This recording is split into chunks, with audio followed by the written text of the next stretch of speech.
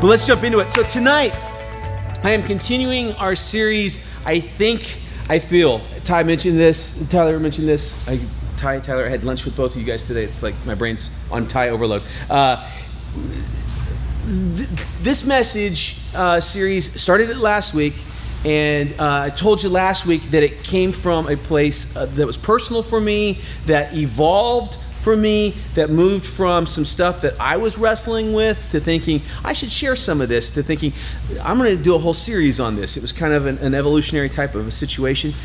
The thing that I was going to talk to you about tonight, sort of in a broad scope, I'm still doing exactly what I planned on a while ago with you guys tonight. However, some of the particulars, a lot of the particulars of it, totally have changed for me in the last 24 hours. So I just want to be totally full disclosure with you guys. Monday night, this fella right here behind me, his name is Jared Wilson. He was a associate pastor at Harvest Christian Fellowship in California, which is basically, for those of you who've been Christians since the 70s, it's what Calvary Chapel became. Greg Laurie is the senior pastor there. Jared was an associate pastor, and he, in addition to his role with Harvest Christian Fellowship, had founded several years ago a ministry that was geared specifically toward people that struggled with depression and anxiety and fear and suicidal thoughts. And Jared was very upfront and honest with everybody that he ministered to about his personal struggles, and that all of those things that ministry was for were demons that he battled with. They were difficulties that he faced in his life. And Monday night was a pretty crazy night. He was tweeting Monday afternoon. He took his kids to soccer practice about 7 o'clock, and they think about 11:30 he took his own life. And it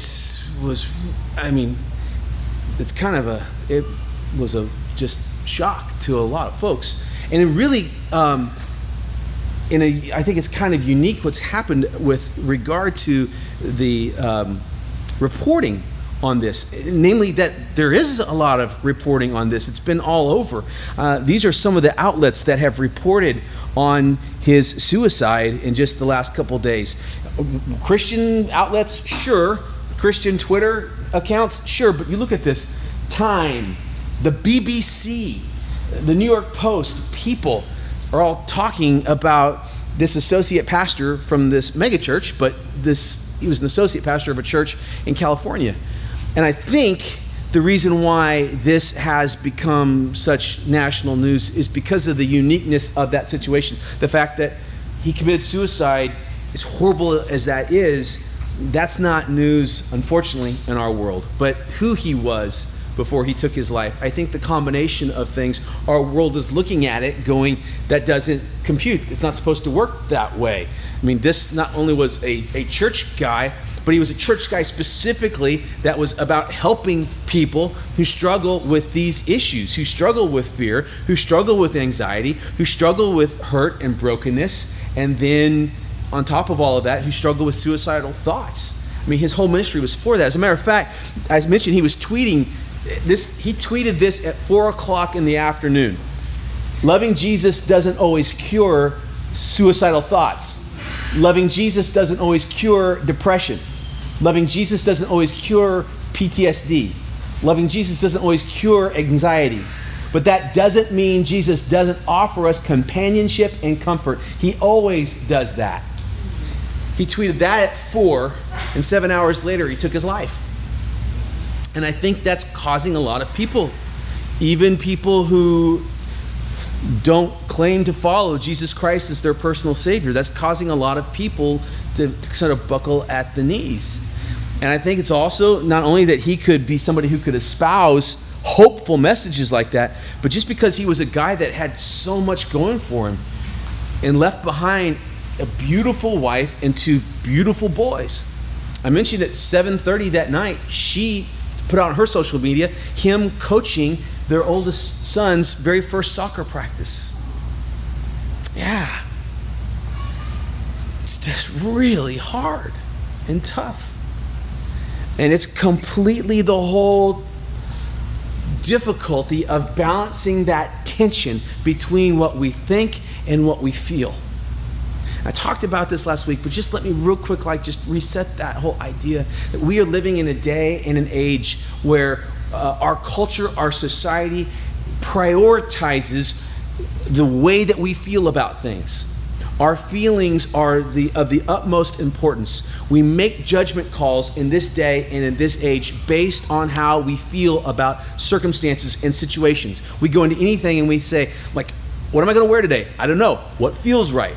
The little commercial that I made for this series 2 weeks ago, like, am I going to take a shower today? I don't know. Do I feel like it? Right? This has become, at a very basic level, this has become kind of the way that we make our decisions. Does it feel right? Does it feel not right?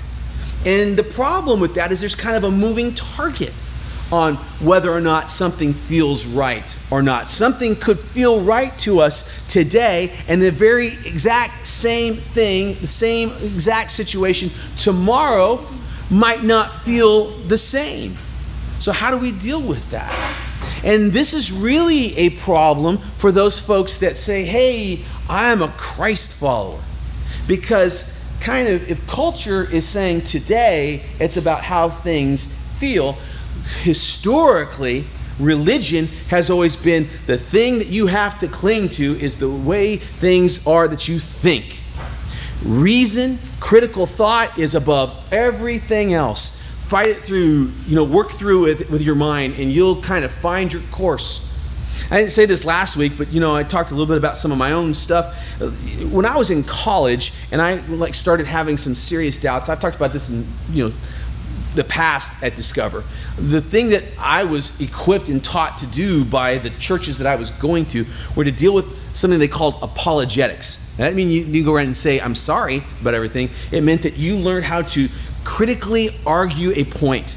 So if somebody threw something at you that made you doubt about God or the Bible or Christianity, you used your mind to sort of say, here is the proof that I need to cling to, that I need to hold to. I need to use the hardcore things that make sense critically to kind of counterbalance or even attack the feelings of doubt that I have.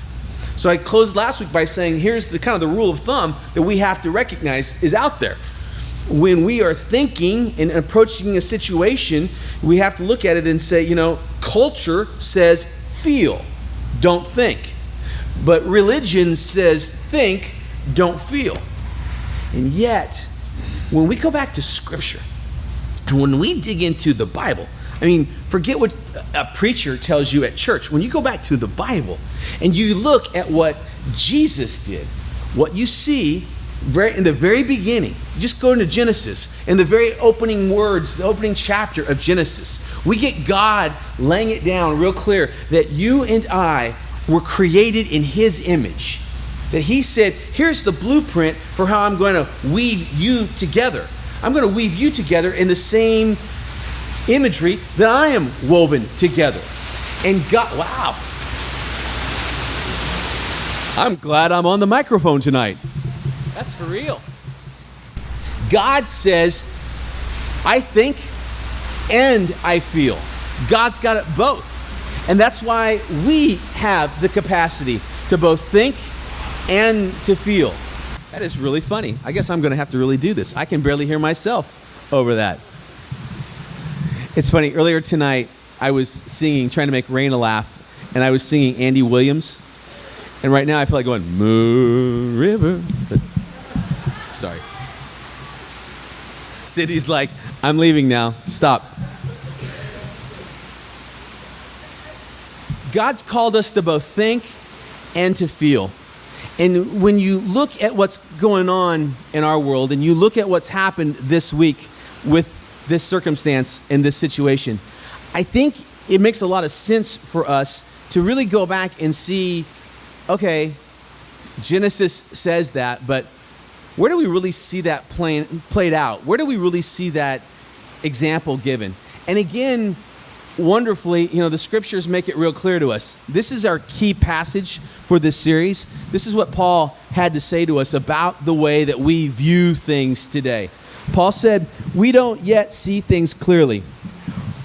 We're squinting in a fog, peering through a mist, but it won't be long before the weather clears and the sun shines bright. We'll see it all then, see it clearly as God sees us, knowing him directly just as he knows us. But for now, until that completeness, we have 3 things to do to lead us to that consummation. Trust steadily in God, hope unswervingly, love extravagantly. And the best of these 3 is love. That verse is our roadmap for when we feel that tension in our lives between what we feel and what we think, particularly when one of those is becoming stronger than the other. The thing that I wanted to talk to you originally about tonight was kind of the counterbalance to last week. What I wanted to talk to you chiefly about tonight was the danger in thinking too much as opposed to feeling. But I think given the suicide of Jared Wilson and his circumstance in his situation, he was somebody that until 11 o'clock Monday night looked like he had that thing in balance. That tension looked from the outside, from all the pretty pictures on Twitter and Instagram, like it all was working. And I think instead of just trying to focus in on why we should feel some too, I think tonight what I really want to finish this with was going back and saying, let's dig a little bit deeper on the way that Jesus modeled for us doing both. The way that he kept that in balance. Because there's going to be moments, no matter how good we get at remembering these 3 things that we have to do, where there's going to be that temptation to leave 1 or 2 or all 3 of them beside. We have to cling to these 3 things collectively to keep this thing in balance. This idea of trusting steadily, of hoping unswervingly, and loving extravagantly. So tonight I want us to take a look at the 11th chapter of the book of John. John chapter 11 is probably the second most famous chapter in the book of John. It at least includes the second most famous verse. Everybody knows the 3rd chapter of John, John chapter 3, verse 16. Y'all probably know that verse. You've heard it before. You've seen it on a banner at a sports event.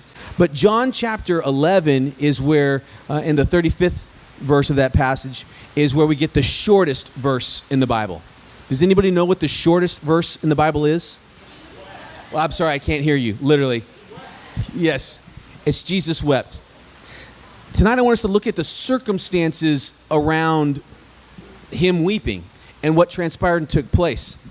We have community groups here at Discover. We've got men's groups, we've got ladies groups, and then we've got all kinds of informal community that happens here. Whether it's a bunch of guys going on a river rafting deal, whether it's the fantasy football league that I'm 1-0 on, whether it's getting together, just to go have lunch, to hang out, to do all sorts of things. We've got these moments where we do life together with other people.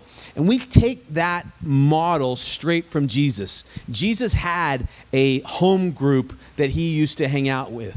It was based in this family's home in the town of Bethany, which was a suburb of Jerusalem. It still is, just outside of Jerusalem proper. And this family, it was actually grown kids who had never gone off and done their own thing. They'd all just kind of stayed together. There was a brother and 2 sisters. And the sisters are a little bit more famous than the brother, at least one of the sisters. The sisters were Martha and Mary. And Mary had a really famous kind of moment where she took this alabaster jar filled with perfume, and she put it on Jesus' feet and anointed his feet.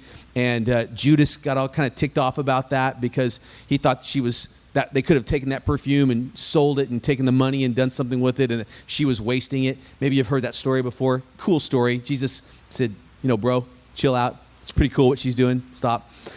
Martha was kind of famous. Martha is the real life sort of example for where the writers of the Brady Bunch came up with the character of Marcia. Marcia. Well, it was Martha originally. Martha was, she was really into working and doing labor and making sure everybody knew how hard she had worked at her labor and wanted props for that, and got mad at her sister once for not working hard enough, and was like, Jesus, tell my sister, this good-for-nothing chick, to get up and, do some work. And we get the Martha, Martha, Martha, So kind of an interesting couple of sisters. But their brother was a guy named Lazarus. And Lazarus' main contribution to history is the fact that he died. And then Jesus did something about that. And it's all recorded for us in this particular chapter. And the unique thing about this moment was that when word got to Jesus, he was a couple of days' walk away from Bethany, from where they lived, that Lazarus was sick. And that Lazarus was not just sick with like a common cold, but that like he had really taken ill and that he was probably going to die. Word got to him, and these people were like, Jesus, you need to get here and you need to do something. We know who you are. We've got no doubt in our mind. Get here and do something about this. And this is what transpired in the first couple of verses here. So the sisters sent word to Jesus, Lord, the one you love is sick. When he heard this, Jesus said, this sickness will not end in death. No, it is for God's glory, so that God's Son may be glorified through it. Jesus loved Martha, her sister, which is Mary, and Lazarus. Yet when he heard that Lazarus was sick, he stayed where he was 2 more days. So here we get this little interesting moment. The news gets to him. They're calling out to their Savior, their Lord. This family, they don't need to see anything else. They've already seen enough in the very much alive Jesus to say, we believe in you. We follow you. We'll follow you anywhere. You are our guy. You're not just our friend, and we're not just in community, and our house is just not a place that you love to hang out. It's more than all of that for us. So we're calling out for you. And when Jesus hears this, he turns to his disciples and he says, hey, guess what? Lazarus is getting ready to die. Woo, cool. He's not upset. He's not crying. He even says to them, death will not be the end here for Lazarus. I'm going to do something that's awesome. I'm going to do something that everybody looks back at and says, wow, this is amazing. There's going to be glory that happens because of this. People are going to look at God and give him credit.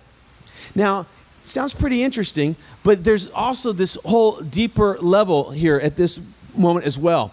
There is a group of people at this moment in history called the Sanhedrin that are made up of all of these Pharisees and Sadducee guys and scribes and priests, and they are the ruling council of the Jewish people.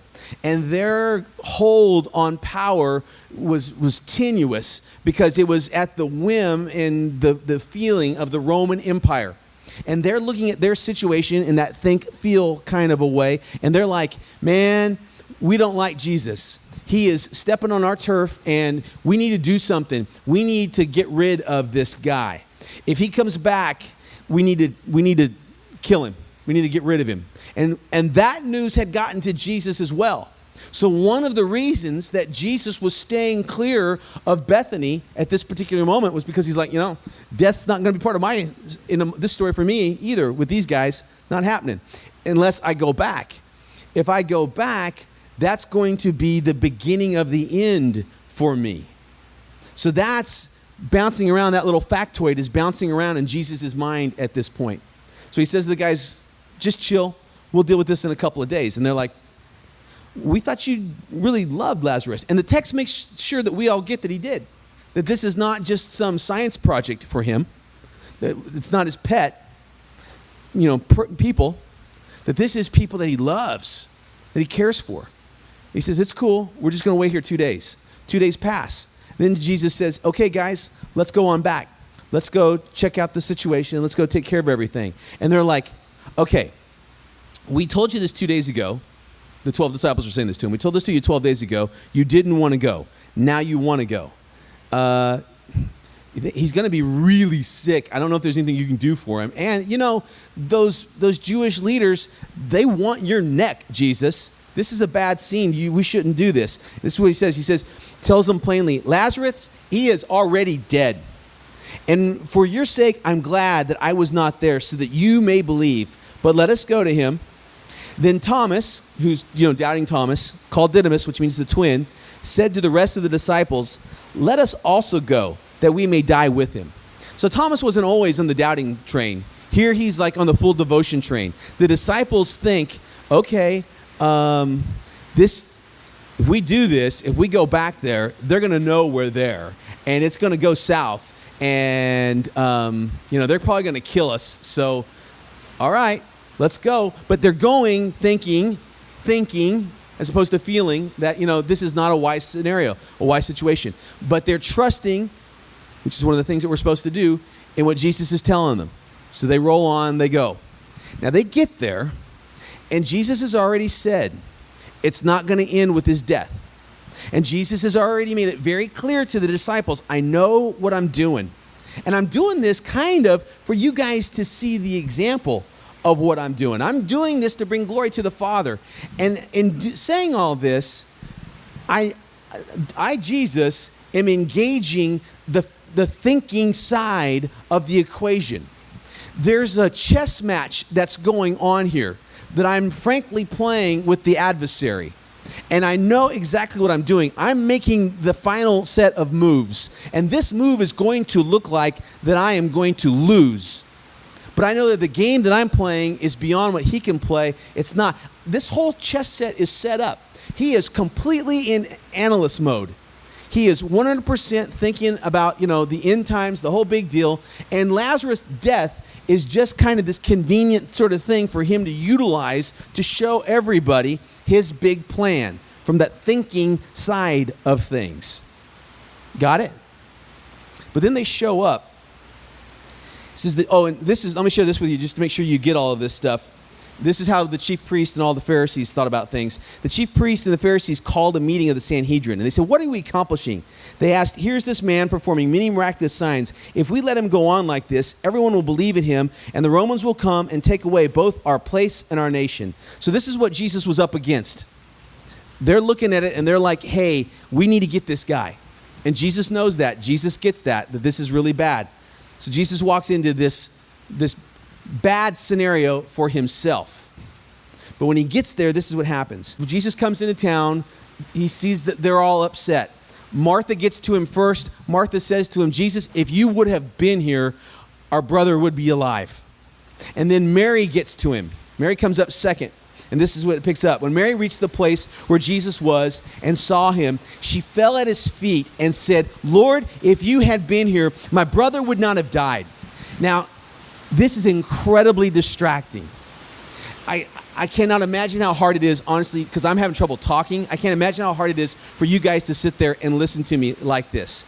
I can't imagine how powerful or lack of powerful it can be to read these words right now in this moment. But I want you to think about the most heartbroken you've ever been. I want you to think about getting punched in the gut with the absolute worst information you've ever gotten in your life. I want you to think about moments and times when you've lost somebody that you loved deeply, that you didn't think that was coming, or you lost something that was near and dear to your life. We've all struggled with those moments where we have just shrieked with pain and agony. And gang, through the rain sound and through the weirdness of this moment in this room, I hope you can read this verse for what it's really saying. It is a woman who feels like she has lost her anchor. Her brother meant everything to her. When her parents were gone, when the outsiders were picking on her, when it looked like, she was in a place where she was going to be an outcast in society, her brother was the one that was like the foundation, was the rock for her. And now the brother is gone. And she looks at Jesus, as I said already, she knows who Jesus is. There's no doubt in her mind. All you had to do was be here. You could have said the word and he would have been healed. Theologians are split on this, but a lot of them believe that she was in the crowd the time that Jesus said previously when the Roman centurion had come up to him and said, hey, I've got a servant who you don't even know, and I'm a Roman centurion soldier who all of your people hate. You don't know me at all, and I'm coming to you asking for your mercy. Would you heal my servant? And from long distance, Jesus said, it's done. So this family is sitting here with Jesus thinking, who cares where you were? You could have done something wherever you were on this planet. But we know beyond the shadow of a doubt that if you would have been here physically, you would have done something. And where were you?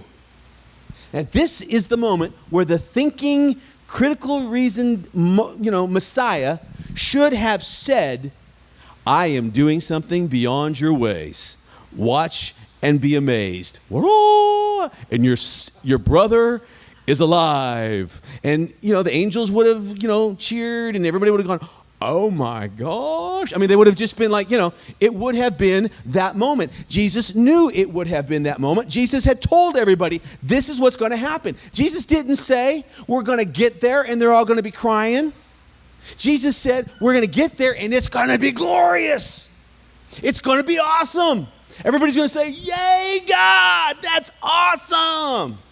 Jesus has already said how this play is going to end. But in this moment, when this woman falls at his feet, right after the other woman has fallen at his feet, and all of the neighbors are there at his feet, and they're all wailing and crying, something snaps in Jesus. When Jesus saw her weeping, and the Jews who had come along with her were also weeping, he was deeply moved in spirit and troubled. Where have you laid him? He asked. Come and see, Lord, they replied. And in this moment, Jesus starts walking with this group of people, and he's looking around and he's seeing the hurt and he's feeling it. He is feeling it. The feeling is married to the thinking at this point. And when that happens, this happens.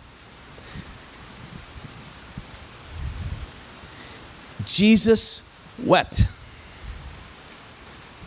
I typed that this afternoon. I had it tagged on to the other slide, and I thought, no. When John wrote this, John wrote it grammatically that short for a reason, so that we didn't tag it on anything else. When it's just white words against a black background, I think you kind of get it if you're really able to not be distracted by the rain. Your God wept when somebody that he loved hurt. Your God wept on Monday night when those little boys lost their dad. Your God cried when his wife lost her husband. Your God sobbed at 11 whatever, 30 seconds before that guy said, the pain is too great and I can't keep living. Your God cried. Your God wept. Your God feels the same way that he thinks. And we need to remember that. We need to remember that when we're going to those words in Paul's writing, where it tells us to trust, and it tells us to love, and it tells us to hope. We need to remember both of those things, because we have to do both. Think and feel. Now, here's the last part of how I changed what I wanted to talk to you about tonight. And this happened this afternoon at lunch when I was sitting with Mr. Griffin. And Mr. Griffin told me the most hilarious story. He's told it to Matt. I told Matt a little while ago I was going to tell it. And Matt said, how are you going to tell that story at church? Are you going to tell a PG version of it? And there's kids in here, so I'm going to have to tell a PG version of it. But Ty, he had a rough week a couple weeks ago, I think it's fair to say. And he's like, you know what, I'm out of here. And we're like, dude, you're skipping the fantasy football draft. And he's like, yeah, I'm sorry, I'm gone. He got the chance to go to Seattle. And we're like, what are you going to Seattle for, man? We're having the draft at Rib Crib. And he's like, oh, man, yeah, well, sorry. Seattle, Rib Crib. And can you believe the guy chose Seattle? I mean, right? So Ty goes off to Seattle, and we're all like, dude, where are you going? And he goes off to Seattle. When he got to Seattle, I don't know how many of you follow him on Facebook or Instagram, or his new profile picture is really cool. He literally went up to the top of this Space Needle in Seattle, and he took this picture going, I'm the king of the world! And, it's pretty cool and stuff. Well, I didn't know that when Ty was up there until today when he told me this, that he met this little sweet lady on top of the Sky Needle. Can y'all hear me? Because this is incredible, this story that happens. Ty feels like that lady was between 80 and 90 years old. And she says to him in the most sweet little Canadian voice, because she was from Canada, from Saskatchewan, she said, "Can you come over and help me with my phone?" And Ty said, "Okay." And so he goes over. Evidently, when you go to the top of the Space Needle, all of us can get our picture taken going, "I'm the king of the world." You go up to a kiosk, you pay your little deal, you actually download a little app, you wait till your turn, you go stand at this little marked spot, and there's a camera with a monitor, and you sit there and you do this, and it takes your picture. And then it transmits your picture to your device, to the app that you've downloaded, and you now own that picture. Well, this sweet little lady, she had tried to do this, and she was unsuccessfully trying to get her picture. And something about Ty, he said he thinks it was his tattoos, connected with her, and she thought, "I want to ask." So they start talking, and she says, "I'm from Saskatchewan. You probably don't know where that is." And he goes, "I know the football team there." And she all of a sudden quotes the score of the football game from the Canadian Football League. And Ty's like, "Okay, great, cool." And then they keep talking, and Ty says, "Try this." And she tries what he tells her to do to fix her app. And she says in this nice little Canadian voice, "Oh, darn it." She couldn't make it work. And he's like, "Okay, let's try this, let's try this." And it doesn't work. And she goes, "Oh, darn it." And he's like, "Let's try this, let's try this." Third time, "Oh, darn it." And then he's like, "Man, I can't make this work." And all of a sudden, this 80 to 90-year-old little lady uses the most colorful expletive that there is in the book and says, "Me." And Ty looks like, "What?" And then she goes, "Oh, sorry." Right? This is really hilarious, right? He tells me this. We're sitting at Old School Bagel. We both start laughing. I'm start laughing so loud. These two ladies at the table next to us look at me like, "What is wrong with you?" Like it's when Harry Met Sally, right? I'm like, and then we stop laughing.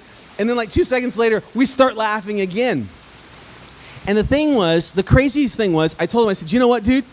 That was God." And he's like, "What?" I said, "Dude, that was totally God. I mean, you left here and you went like as far, west as you can literally go without hitting water. And you climbed up to the top of this skyscraping needle thing. And you weren't even looking for God. And you certainly weren't looking for God in a foul-mouthed old Canadian woman from Saskatchewan. But in the middle of that circumstance, God touched you with his joy. He touched you with his joy. Now, let me tell you, 2 weeks later, my friend, as we're sitting here eating bagels, I don't know if you noticed it then, but that's what God did. And Ty looked at me like I was now the crazy one, like, "Huh?" and stuff. I said, "This is that whole tension thing. On the Space Needle, it felt right for you to be able to have that little exhale of anxiety and to laugh again." Ty had prayed. I had prayed for Ty. Neither one of us, I think, would have, in that moment, seen God answering it with that little lady. But, the Bible actually tells us that we have entertained angels and we didn't know it. I really wouldn't be surprised if someday we're all standing in heaven and she floats over to Ty and says, "I actually was an angel and I knew exactly what I was doing," just to let you know that God loved you, Ty, and that God is with you everywhere you go. Because God knew exactly what Ty needed to just let off that steam and just laugh in such a way that he could come back and tell all of us, and we would be laughing about it at church that night. And I guarantee you, if that lady is alive in Saskatchewan, she has no idea she's entertaining all of us down here in Oklahoma at church on a Thursday night. But that's the power of our God. And see, this is how you do this. This is the whole point. The reason that we hang on to the hope and the reason that we love with that consistency and the reason that we trust is so that we engage our minds, because this is what we do those three things for. Not to get through the circumstance and the situation. We do those three things to keep that tension in balance so that we see him in our lives. You with me on this? This is so big.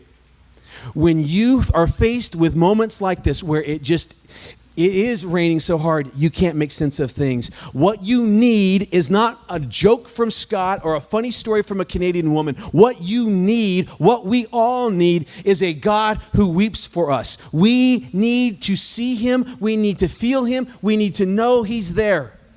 Feel and know that he's there. And frankly, you'll feel things a whole lot faster than you'll think things. And you may need community around you to say, you know, dude, you just were with the Almighty. No, I wasn't. I was with a foul-mouthed little Canadian woman. Yeah. God worked through her. That was God. Whoa. But that's the power of your Savior. That's the power of your God. That's why we keep coming back. Was the food truck good tonight? Yeah, the food truck was good. Will the music be good in a moment? Yeah, it'll be good in a moment. But we don't come back for those things. We come back for him. He doesn't leave us. He's there. And sometimes he's got plans that we won't understand, like he did. The disciples were scratching their head going, why are we waiting? We were waiting, literally, in that case, he waited 2 days to go get Lazarus. 2 days. So that he could start his death sentence. He could start the clock on those Sanhedrin going, that's the final straw. We're killing him. Which is what he ultimately wanted. The glory that he was seeking was not for people to pat him on the back and go, wow, you brought a dude back from the dead. You're amazing. No. The glory that he was after was to hang on that piece of wood and save us. But the weeping that he did was because he saw the heartbreak. And he sees our heartbreak. And he says, take me to where the body is lying in your life. And I'm going to call that death right out. Maybe you'll get it. Maybe you'll feel it. Maybe it'll take a week and you'll need to think it. But either way, I'm there. And either way, I'm with you. And either way, this will work. Let the rain come.